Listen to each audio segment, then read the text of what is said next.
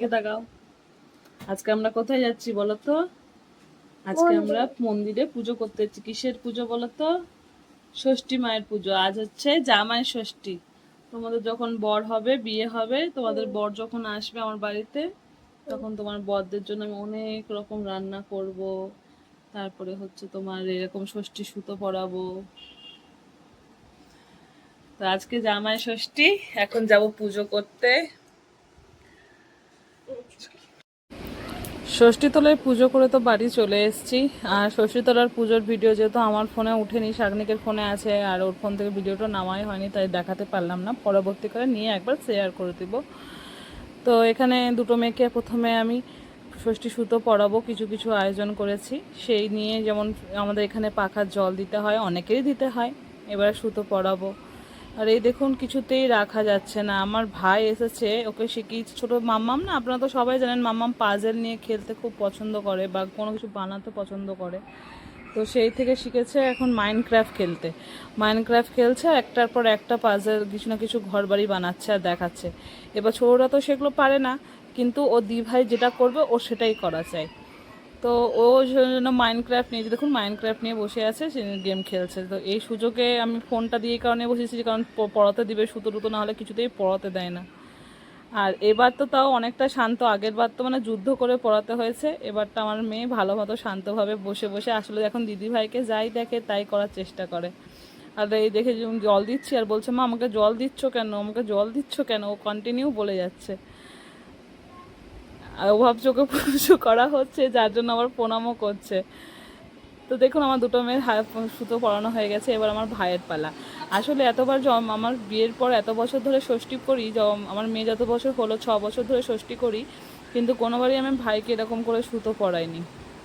প্রায় ধরুন ভাইয়ের বাড়িতে যেত, আমার নিজের বাড়িতেই করতাম, যাওয়া হতো না।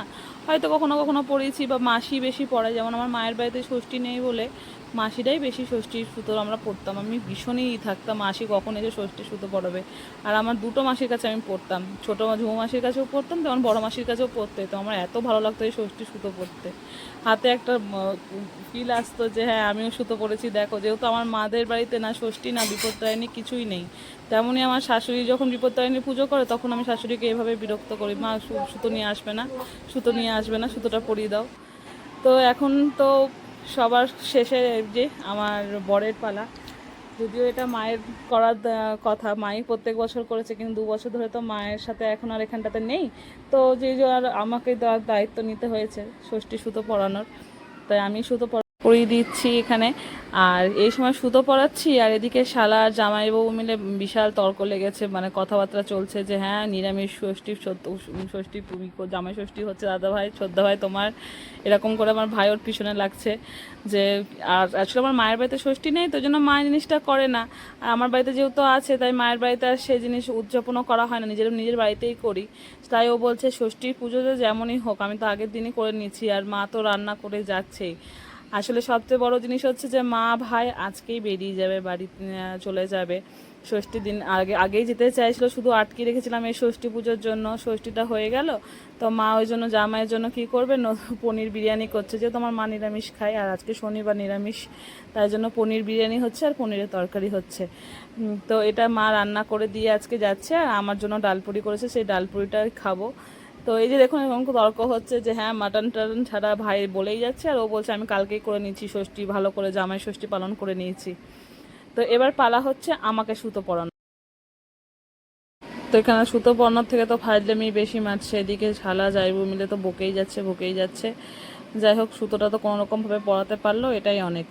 তো আগেরবার প্রত্যেকবার তো আমার বড়দি সুতো পরায়, কারণ আমি বড়দিও যখন ষষ্ঠী করে তখন বড়দির কাছ থেকে সুতো পরি, তারপরে শাশুড়ি, মানে আমার সাথে সুতো অনেক রকম থাকে, অনেকটা থাকে। তো কিন্তু এবার তো আমার হাতে একটাই সুতো, আমারই সুতো, আর কারোরই সুতো নেই। তো যাই হোক, এই জিনিসগুলো তো সারা জীবনই থাকবে কষ্ট, এগুলোর বর্তমান কেউ করতে পারবে না, পূরণ কেউ করতে পারবে না। তো এই যে আমার ছোটো মেয়ে এখানে চলে এসছে, দিদুনের কোলে উঠবে, দিদুন অনেকক্ষণ কোলে নেয়নি। আজকে মা ভাই চলে যাবে বলে ওরও আগে থেকেই মা অনেক কিছু বুঝাচ্ছে, কিন্তু আমিও সেই একটু পিছনে না লাগলে হয় বলুন।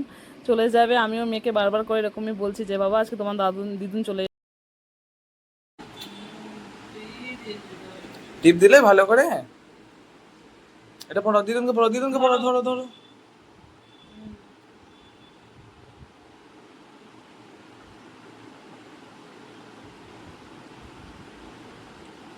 ছেড়ে দাও এবার, হয়ে গেছে।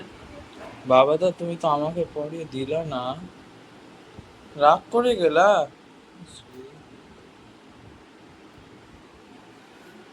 তুমি কেন রাগ করেছো? তোমাকে মা দেয়নি পড়াতে? না আমি বলছি দিবে, আসো তুমি দিবে না, আসো ধরো, ধরো ধরো ধরো, দিবে মা, ধরো, এই যে ধরো পড়ো। এই তো এবার হয়ে হাওয়া দাও, গেছে। দিদুনকে নাও, না হাওয়া দাও। হাওয়া দাও, হাওয়া দাও, এই যে এটা ধরো।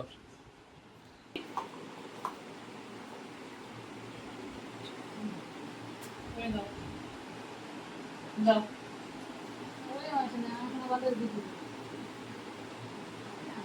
নাও, দিদুনকে এটা দিয়ে দাও। ভালো হাতে, ওই হাতে দাও। ওই হাতে ধরো, ওই হাতে দাও। হ্যাঁ, দিদুনকে দিয়ে দাও। এই নাও। খেয়ে নিয়েছে একটা, নষ্ট করলো, নষ্ট করেছে। বাবা দা তুলতুল কই? ফোন দেখছে দিয়ে কি? দিয়েছে, একটা খেয়ে নিয়েছে। তুলতুল কি খেলছে? এই নাও, ভাই। হুম। দিদুন তো বাবা তাকে নিয়ে ঘুরতে যাবে না, যাবে না। দিদুন চললো ঘুরতে। দিদিন বাড়ি যাচ্ছে, মামা স্কুল আছে না, ম্যাম বকছে মামাকে না, করে দাও তো।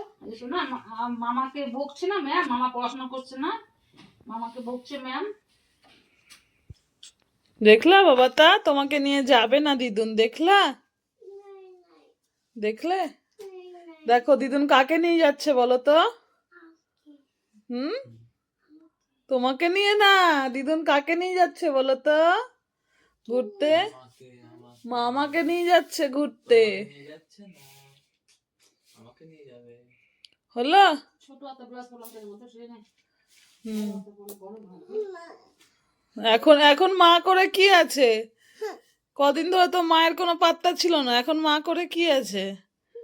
ভালো হয়েছে। ঠিক হয়েছে হুম, বাবা দা, ঠিক। ঘোরার সময় মা। এগুলো বলিস না বাবা, হ্যাঁ, আমি তো বুঝিয়ে বুঝিয়ে কদিন ধরে বুঝাচ্ছি ওকে, বলছি। তুমি যতই বুঝাও, তুমি তো নিয়ে যাচ্ছ না, বাবা তাকে তো ঘুরতে নিয়ে যাচ্ছে না, দিদুন ঘুরতে নিয়ে যাচ্ছে না। হুম, বলো, বলো, বলো, বলো শোনা, বলো।